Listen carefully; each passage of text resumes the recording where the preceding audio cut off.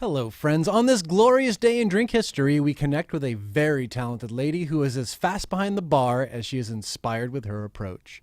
Lacy Hawkins is the reigning Miss Speedrack USA, winning the national title in New York in May of this year. She can usually be found making drinks at the legendary Clover Club or Nomad in New York, though lately she's been traveling the world, which was a big part of our conversation on this broadcast. This was a fun one, folks. Let's do this.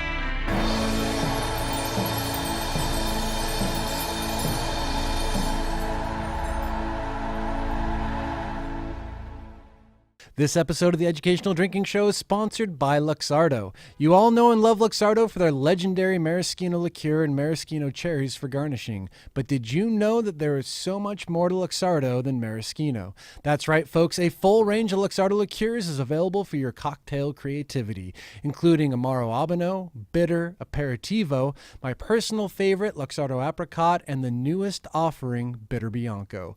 Good stuff. And now it is my great pleasure to share with you my interview with Lacy Hawkins. So you just got back from South America. Mm-hmm. Tell me more. Okay, I was in Nicaragua, Costa Rica, and Panama. And just, side note, don't ever fly Aeromexico. Why? Because they just, every leg we had, they really messed up. We almost died, and when the plane landed, they lost our luggage. Oh no! They gave us like ham sandwiches instead of like a vegetarian Keep talking. I'm meal. going to turn you up a little bit. Were you complaining about the sandwiches? Well, I would have been fine with the sandwich. I just requested like a vegetarian meal option. Oh, that's kind of a deal breaker. Like gray mystery meat. Gray mystery meat. Aeromexico was just the worst. They were terrible, and we flew them for 4 legs of our trip, and every leg something terrible happened. But oh no! We went all through Nicaragua, and spent about 2 weeks in Nicaragua. And we only spent around 6 days in Costa Rica. I didn't really want to be in Costa Rica very much. I know a lot of people have been there, and it's pretty westernized, and it's very expensive. Yeah. And it's very developed. And so we spent a little bit of time in San Jose, which was pretty cool to be in an urban setting. Was there a drinking theme to this trip, or was this more adventure? It was all adventure. Yeah? Yeah, and I went and toured Flor de Caña Distillery. Cool. And that was, I felt like, when you're there, you have to do sort of some of those things. And I'm happy I did that. But how did you pick such random places to go? 3 random countries. It was a lot cheaper than Asia. Yeah. And, for us to go through 3 countries, fly to the West Coast and hang out for a month and then fly back to New York was about $800. And wow. For us just to get to Asia, I think was around like $1,300. Wow. So that's why we chose Central America. And I think also the thought of traveling for a month and not knowing really any like language like Thai or any sort of even letters was much more daunting than going to Central America, where I at least know a little bit of Spanish and could kind of get away with that. So do you feel like the trip changed you as a bartender at all? Yes. How so? Part of the reason why I wanted to take the trip was to get a more macro perspective on our industry. Mm-hmm. I feel like for a long time I've been stressing out about the angle of a lime on the side of a vodka soda and the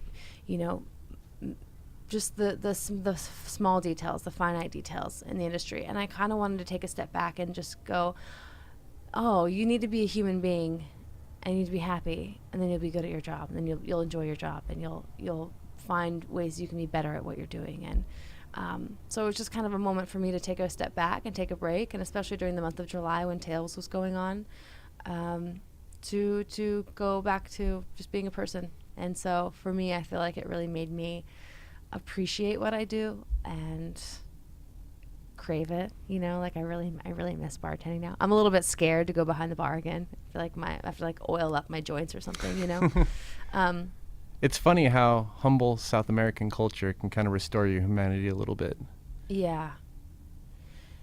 It's incredible how much privilege you are immediately given as an American.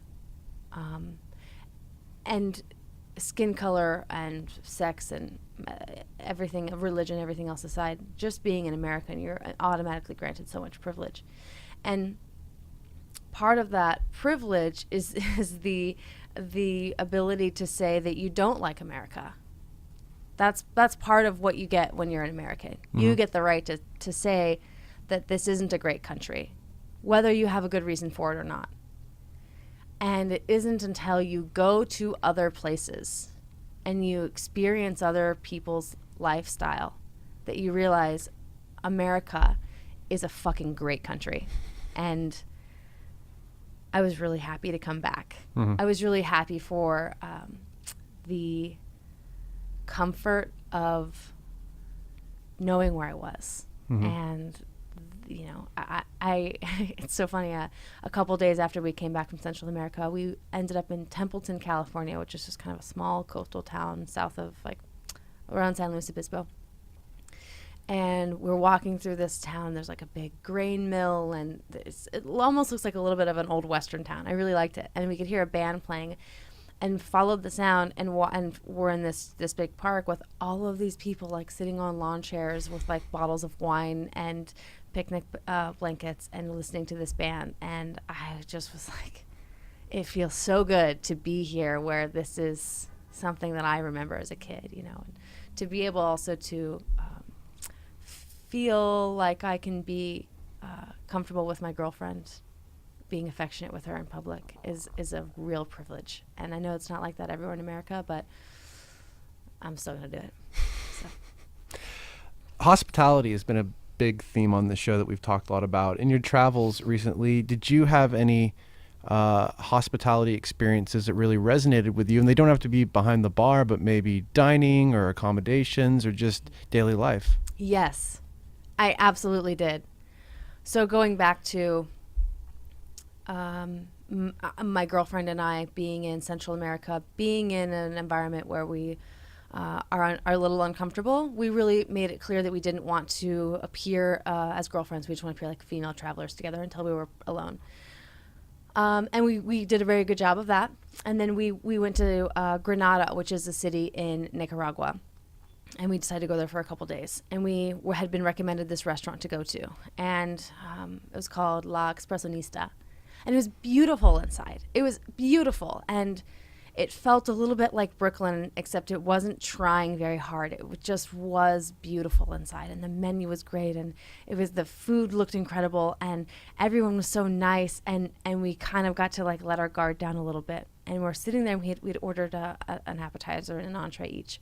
And we were finishing our appetizers, and our server came over to us, who I later learned was actually the owner. He came over to us and he said, you know, there's a very famous Nicaraguan contemporary artist who's doing an art exhibit in Central Park tonight. And a bunch of artists from all over the world have come in to collaborate with this artist. Would you want to go?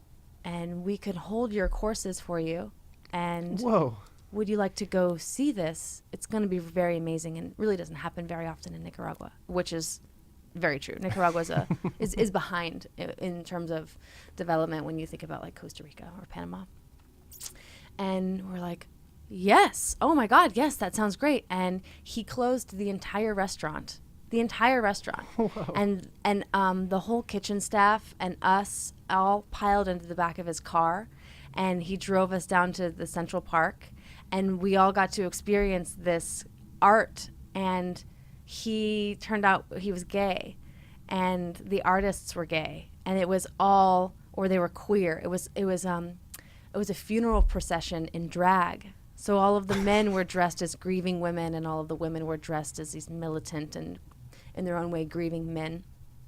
Wow. And it was a trip. These, especially like, it's a Central Park, so there's tons of families and kids and people, and there are just these wailing human beings dressed all in black walking around Central Park, and they're all kind of spread out, and the little boys are going up to these 6-foot, 7-foot women dressed in black, who are men in drag, and they're like peeking underneath the skirts to look for a bulge and stuff, and we look around us, and there's all of these gay people around us, and it turned into there's this band that had slowly been playing music and walking up the street. They'd been playing for like 30 minutes, and they finally made it into Central Park, and then there was a funeral procession. And it like marched through the city of Granada and then ended up in a church, and there was a drag show. It was incredible. And so we at that point we had lost our host. We got wrapped up in what we were seeing, and we looked at our watches, and like an hour and a half had gone by, and so we walked back to the restaurant, and he was like, "How was it? What did you think?" And how did our next 2 courses come out? It was unbelievable. Wow. I felt like we were just given a complete gift, where this person so genuinely, it wasn't hospitality. It was just like humanity. It was just being a human being. It was just being kind. It was being real and present in the moment. There was no like hospitality. He wasn't trying to be hospitable. He was just being nice. Wow. And that was really cool. That was a really special moment for us. So yeah, for me, like, I definitely had a pretty amazing hospitality experience while I was there. Wow. Yeah. Good answer. Yeah. It was really cool. Was it just the 2 of you traveling? It was just the 2 of us traveling. We made friends with these 2 guys who just graduated college from Berklee School of Music, or Boston School of Music, Berklee School of Music in Boston. Whoa. Yeah, right. It was very confusing. And they were awesome. They had just graduated college. They were pretty young and really kind, considerate, cool kids. And my girlfriend's a musician, so they had a lot to talk about. And we kind of like helped them plan a little bit of their trip. And my girlfriend and I would joke that we must be like the coolest moms that they've ever known, because we were like, I found a really nice bottle of scotch as soon as we landed in duty free. So we're like, giving them some scotch and giving them a little weed sometimes and hanging out with them. So it was great. What advice do you have for ladies out there that maybe want to emulate your adventure and go down to South America? Did you feel safe the whole time? Did you learn anything that other people can take away? That's interesting. I did feel safe the whole time. And I felt like Central America was a great place for women to travel to. Mm-hmm. And I kind of noticed while I was down there that I didn't receive even any of the catcalls that I would have received in Brooklyn or San Francisco or Portland or wherever. And then when we finally got to Panama and Panama City, which is a very weird city, it's like you'd think it'd be this bustling like metropolis, but it's not. It's like a facade. It's like the Wizard of Oz or something. There's just like not really anything there quite yet, even though it looks like it. And that's when we first started getting catcalls from guys. And this is a side story, but and I decided that I was done being silent when people say inappropriate things to me. And I decided that I'm not trying to fight. I'm not trying to win an argument, but I'm done being silent. And when people would say inappropriate things that I didn't want to be said to me, I would just turn around and say, "Don't objectify me." And men were just blown away. They're like, "Oh my God, it speaks." And they were just blown away. And I think for me, I probably wouldn't have started doing that at home, because you see the same like 3 or 4 creeps on the corner of your block that say that some different iteration of the same thing every other day. And it's so much more scary to say something to those people that you have to face every day than for me to be able to say something in a city that I knew I was going to leave pretty soon. Mm-hmm. So I feel like it kind of planted a seed in me when I was down there that gave me maybe the confidence to stand up for myself and not be silent with things like that. So I really enjoyed Central America. It was beautiful, and I highly recommend visiting there. Yeah. Did you drink anything that surprised you or resonated with you?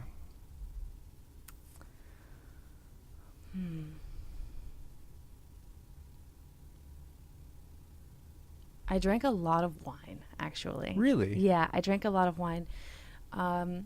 In Nicaragua, rum was very common and very cheap, but I didn't particularly care for all of the rums that they had. I drank a lot of beer, too. Yeah. Yeah, they had this beer in Nicaragua called Tonya. It's just the best label ever. It's like these train tracks. You remember, like, I don't know if you ever drew like this when you were a kid, but like when I was a kid, one of the first things I learned how to draw was like that showed some sort of like depth to it, was like train tracks down a page, right? That like narrowed in the middle, and you'd kind of like Looney Tune style. Yeah, exactly. Yeah. So that's what their label looks like. And then there's a mountain in the like a volcano in the back, and it's all lined with palm trees. It's the best label. I have got a photo. I'll show it to you. It's so good. I drink a lot of Tonya. We would call it Tonya time. When Whoa. Tonya time happens. You have a future in marketing. Yeah. Tonya time is when you in Nicaragua and all of Central America, but for us, definitely Nicaragua, the sun rises around 6 and sets around 6 as well. And it's like that pretty much year round. And when the sun would go down, there wasn't really much electricity. And if it was pretty dim. And so and it was hot and sticky. So we were pretty much rising and going to bed with the sun. And so Tonya time was you had eaten breakfast around 7. And you'd eaten lunch around noon. But you didn't want to eat dinner until like 5:30 or 6, because after dinner there wasn't really going to be much to do. So you didn't want to eat it too early and like blow your wad too soon, right? So Tonya time is around 3 or 4, when you need to like stave off a little bit of hunger and feel like a little good and a little full and a little buzzed. So you'd like pound a Tonya to get you through until dinner. Tonya time. Awesome. Yeah. But I drank a lot of Tonya. I drank a lot of wine, because white wine down there was just cold and cheap. Mostly like Chilean stuff, or all sorts. Definitely Chilean stuff in Panama, but I don't know, just Yeah. you know. My guilty pleasure in South America is rum, fresh juice, and ice. It doesn't matter what kind of fresh juice it is, but like that's my whole ritual Yeah. at all times. Yeah. The juice just tastes better. Yeah. I'm trying to think about some of the things that I drank while I was down there. I had a really great passion fruit smoothie. Yeah, you did. One of the places we're staying, it was like, bright red. And And I thought I was dying a couple days later when it came out. So it was great. Well, welcome back. Thanks. It's good to have you back. It's so nice to be back in America. Yeah, This is a really great country. it is. This country has the infrastructure to create so many possibilities for human life. And this is a great country. I'm so happy to be back. It's amazing when you go to like a South American country and you're always on your guard. You're always aware. Like you don't take anything for granted. And you come back and it's just, Yeah. You're so comfortable. Yeah. There's so much. It's like this is a very expensive country to be in, but I don't know. Shit gets done here. It does. Yeah. It does. And I really like that. So what does your scene look like in general as a bartender, professional, worldly lady today? What's your world like, generally speaking? Well, I'll just tell you a little bit about my life. Please do. I'm about to turn 30. Congratulations. Thank you. I'm very excited. Yeah. And I'm definitely on a high right now because I work at an incredible bar in Brooklyn, Clover Club, and I have just the best bosses and team I could ever have. I approached them a few months ago and said, hey, I really would like to travel this summer. What do you think about that? I kind of want to take a couple months off. Do you think I could have a job when I come back? And they were like, absolutely. Just get your shifts covered. So how'd you get hooked up there? How'd you start there?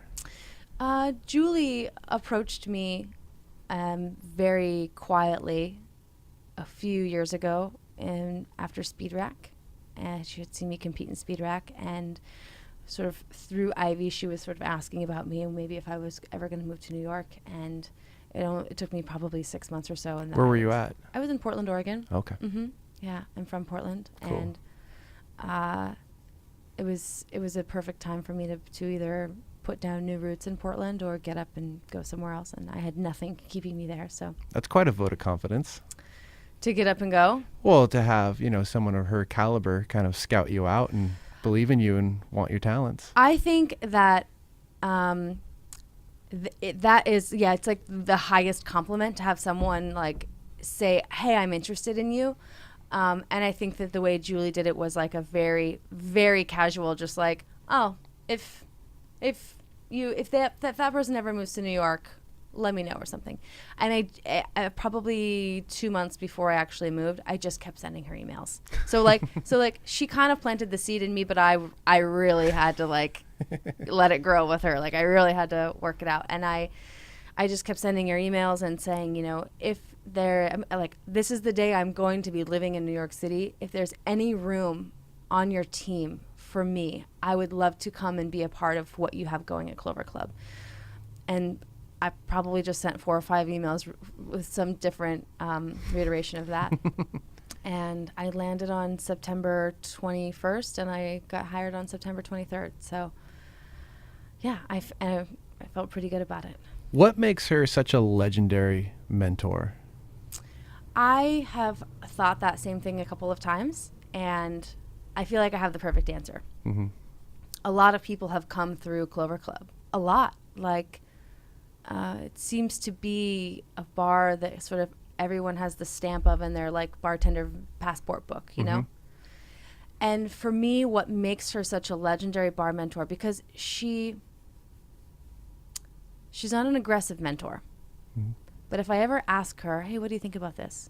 She'll just say 1 or 2 things. And it usually blows my mind. I'm like, oh, God, why did I think of that? But she never takes credit for anyone else's successes. And she never feels like she is owed something from someone else because they have been a part of Clover Club and are now doing something else and are successful doing that. So for me, that's what for me makes her one of the best bar mentors, is she just so genuinely supports everyone else. She doesn't say like, oh yeah, you go start that bar. Well, what are you going to do for me? Like, well, what about me? I gave you your start here. Something like that. She just, she never feels entitled to anyone else's successes. And I think that's why great bartenders go to Clover Club for beverages, and they go to Clover Club to work, and even after they maybe don't work there anymore, they still come back. And everyone just has love for her because she just, I feel like she really genuinely supports people, and she's always there as a resource too. I've been able to be really lucky to be judged by her in a number of competitions, and be it world class or the sherry competition or Speedrack or anything else. And it's a blessing and a curse, because you know that she's going to be judging you so much harder than anyone else, because she knows that there's eyes already on her. That being said, she's a huge resource after the competitions for me to go, okay, well, what can I do? Mm-hmm. How can I do this better? And any judge is like that, but I just happen to work with mine. So that's great. What advice do you have for anyone making the leap to work at a very iconic bar such as that, where there might be a lot of pressure making that leap? Mm-hmm. Was it hard for you? Was it a natural transition? It was incredibly hard for me. It was so hard for me. My brain melted. It was one of the hardest things I've ever done. I mean, so I was like a big fish in a small pond in Portland, and I was so arrogant and so cocky, and I just thought I knew everything. And I moved across the country to New York City, where I would go and I'd visit for these cocktail weeks or these friend get-togethers, and I'd have the best time. I would drink my way through the city, and I would the world just opened up to me when I was there. And I thought, this is what New York must be like all the time. It's so great. I've got to live here. It's so great. New York has been very good to me, but it's nothing like that, right? I moved there and I didn't know how to do anything because was so used to being this big fish in a small pond in the sense of like I knew where to get my sheets and towels, right? Because I knew everything about where I lived. You move to New York, they have sheets and towels there. They just have so many you don't know where to get them from. You know what I mean? So I started working at Clover Club and I started working at Nomad at the exact same time. So I was training for both bar programs, trying to learn all of the cocktails in the archives of both bar programs. Meanwhile, my brain's melting because I'm just like, I'm realizing that I didn't know anything that I thought I knew. I'm realizing that I knew very little when, in fact, there's so much more out there to learn. Why tackle two at once? I had no choice. Oh. And I was just so happy to have a job. Mm-hmm. So I didn't have a place to live. I got an apartment.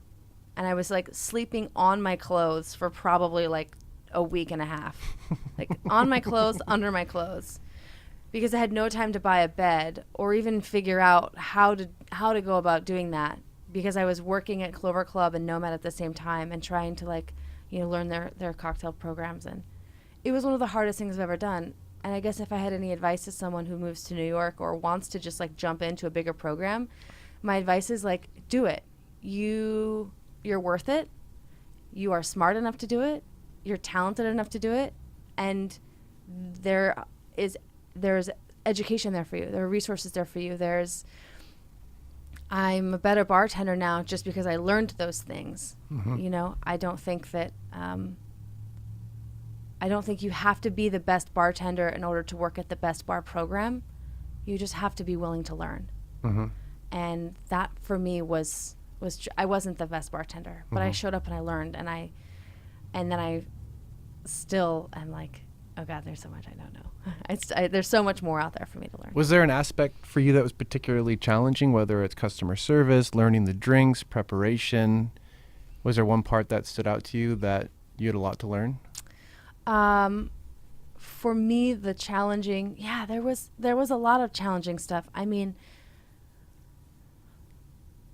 learning two different programs at the same time was really difficult. Mm-hmm. But then at Nomad especially, learning just about all of these different spirits were just opened up in front of me. I mean, all of a sudden there's this huge back bar, and I'm trying to learn about every single spirit and expression on the back bar and everything about their food menu. And great charcuterie plate. Oh yeah, so good, right? So good. I love that. And they have a very expansive wine by the glass menu and beers and champagnes and so learning all of that so that when a guest asked you about something, you had the soignette and be flawless enough to talk about it. Mm-hmm. That was really hard for me.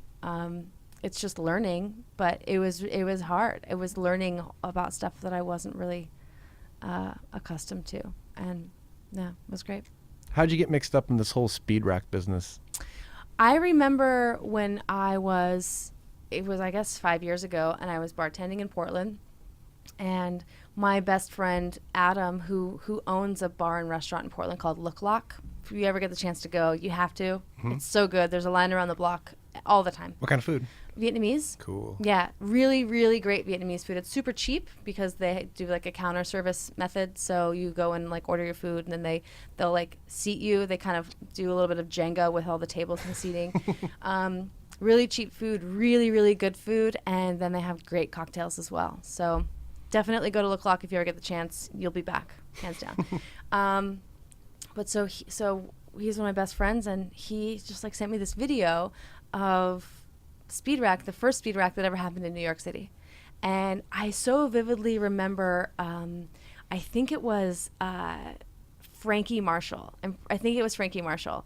And she said something like, or maybe it was Karen Stanley. I think Karen Stanley was like, watch out for my spoons, and me throwing them around or something. And I think it was Frankie was like, just call me Octopussy. And I was just like, who are these amazing beasts? I like watched the first Speedrack ever, and I was just like, that's real? That's a thing you can do with your arms and your brain? You can make drinks like that? I was blown away, and Adam was just like, if this ever happens, again, you have to do it. And I was like, okay, totally. And like 3 months later, they had announced like a tour. He's like, it's coming. And I had to like put myself on a pretty strict like mental regime where I couldn't think about Speedrack before bed or even while I was trying to get to sleep, because my heart would just start racing so hard. I'd be awake. And the adrenaline, you know, was just like, you know, your hands would get like a tingle to them, you know? So we call him my coach. Adam's been my Speedrack coach for the last 5 years, which basically means it's changed over time. I mean, sometimes it was like we would work a full shift together, and then we would hang out for about 2.5 hours afterwards at the bar and just do water rounds. Well, we would do like, you know, just mental, like verbal rounds, and we'd do water rounds. And then eventually at the end, we would always do like a couple live rounds, and we would like simulate, it's so funny to say this, we like simulate Speedrack environment as much as we could. So we'd have the music really loud, and sometimes we'd invite friends over and we'd have them like move around, and you know, we would just do as much as we could to try and like be the best, because that's what we wanted to do. We wanted to win. We wanted to be the best. And there's just no other kind of competition like that out there. So I remember we would first train and like work. I was working at a hotel bar at the time, like a Marriott, like a Courtyard Marriott, and we would just try to make like the prelim cocktails as fast as possible. I mean, I didn't know 90% of the drinks that were like on the Speedrack recipes. And then the first year, I got second place in Portland, and I shocked myself. I had no idea. I had no clue that I was going to like do well, or you know, that people were gonna think that I was good. So it was a huge confidence booster for me. And I feel like you know, Speedrack just sort of set a bar within the industry, especially for women, and it's kind of a really cool thing to meet. So following that up to today, you kind of had a big year. Yeah. How does it feel to go from learning about this thing, feeling so enthusiastic about it, and ultimately winning it on behalf of not just the city, but a country? Well, there was a lot of losses in between. So I actually had a very lengthy Speedrack experience. I mean, it started out with me just like having, you know, adrenaline pumping through me when I would think about it, and surprising myself and doing pretty well. And that led to like just the cockiest person you can imagine. I mean, my head would probably be floating in this room. I was so arrogant, and I thought I was so good. And I think that part of that is like why when I moved to New York, I was just like, I don't know anything. You know, the world is not Speedrack. I know nothing. And I lost a lot, and it hurt my feelings a few times, because it made me feel like that I was a joke, or people thought I couldn't win, I could never do it, or that I wasn't a good bartender, or I didn't know what I was doing. And in that competition that I really rose up to and turned into a bit of an animal with, I think that I lost some opportunities to create very deep, meaningful relationships with the other competitors as well.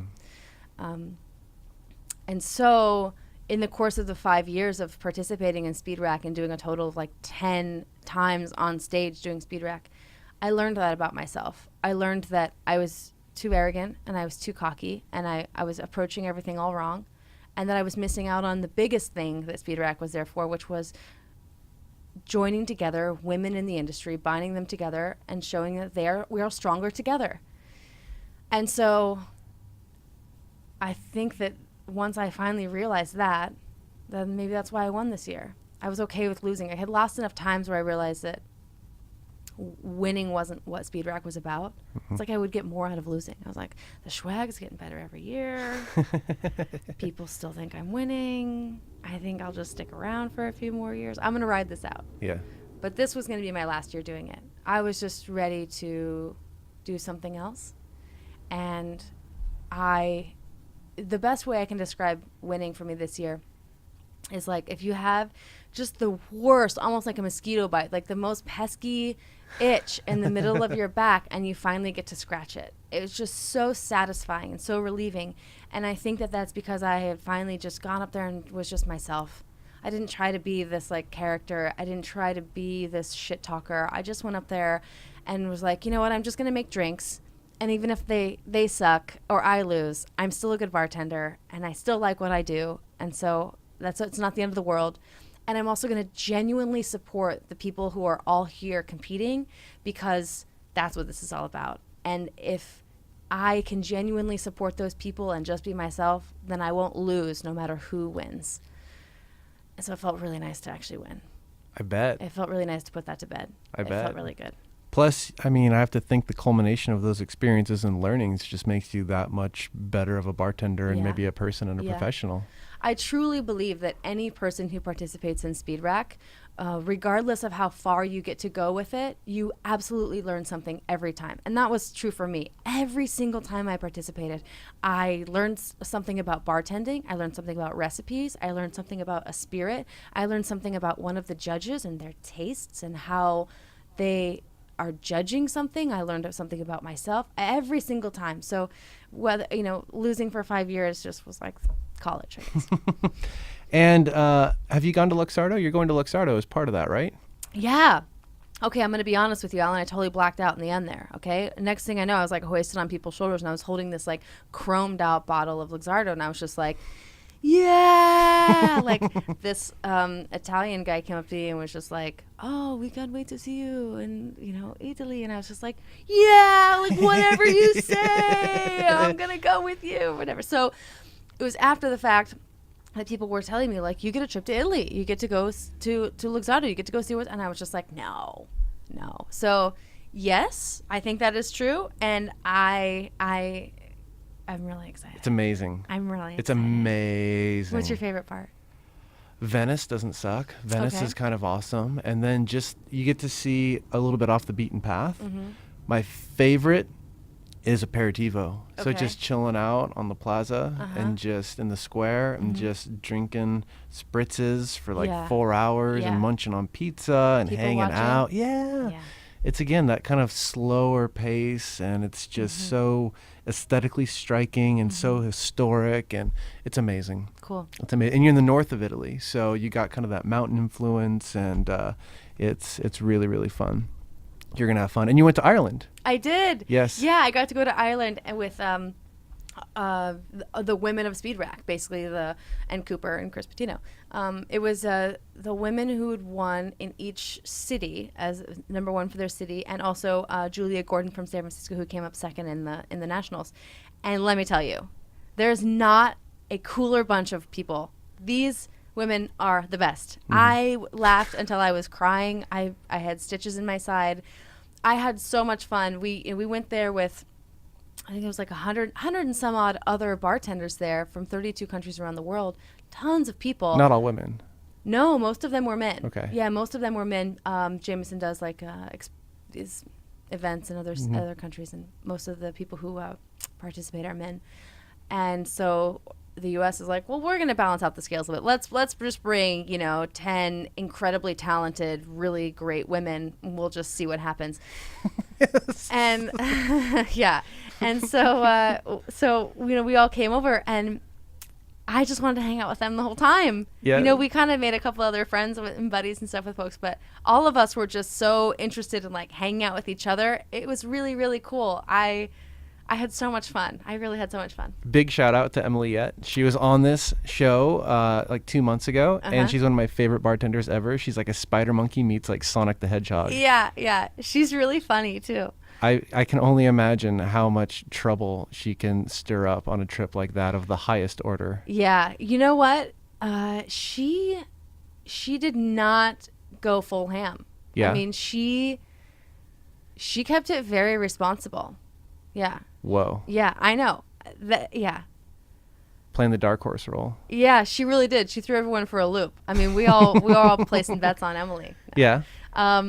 Yeah, she was awesome. She just like, God, she's so great. She's full of energy. She can drink anyone under the table. And still look good in the morning. So That's awesome. I really like her a lot. She's great. What's next for you?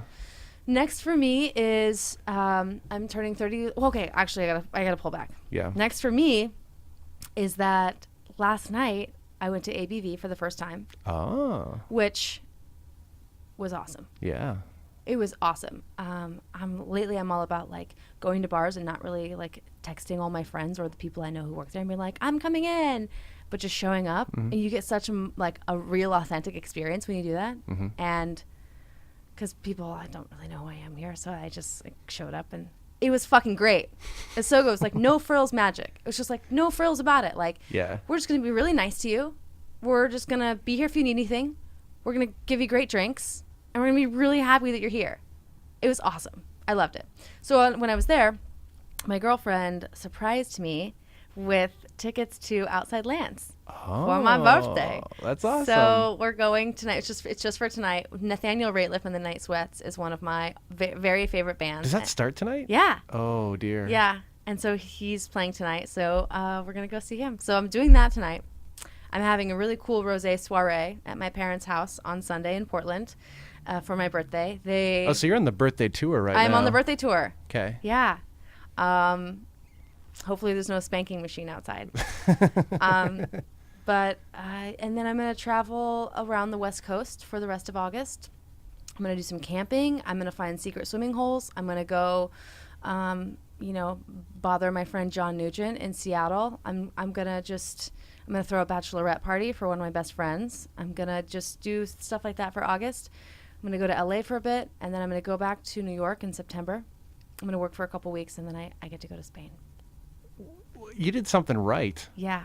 I don't know what's going to happen, but I'm going to go to Spain for a couple weeks. So it's like the summer of George here. Yeah. There's a lot going on. I'm having a really good time. So I feel like I'm on a high. I'm like kind of in the middle of my whole trip, so I'm on a high. Good for you. Thanks. Soak it up. Yeah. Well deserved. Thank you. Thank you for taking the time. Hey, it was really cool to come to your man cave. I know, right? Yeah. It literally is. Like I have broken through the glass ceiling here at Anchor Marketing. I have like 9 sisters, it feels like 9 older sisters in Anchor Marketing, and they just stick me over here in this weird brick room. But it is a little bit of a man cave, so I do like it. I really think that you should build a fort in here. I would need cushions and blankets, Mm-hmm. but I could do it. But the thing about a fort is you have to clean it up at the end, and it's always such a daunting task. I don't think so. I No? think you could do like a Stranger Things fort that just like stays there all the time. That would be awesome. Yeah, that'd be really cool. My expense report's never the same. Fort supplies. Yeah. That would be awesome. Well, this was fun. This was really fun. This was too much fun. So much fun. We're going to do it again. Okay. Deal. You just Are agreed we to starting it. over right now? No, not Like, right all now. the same questions No, we're over going to do again? it. We're going to do another chapter. Cool. Because clearly you don't stay in one place very long, nor not do exciting things. So you're always going to have more to talk about. Yes. Well, whether it's important or not, I'm sure I'll have something to say. Yes. Game on. Until next time.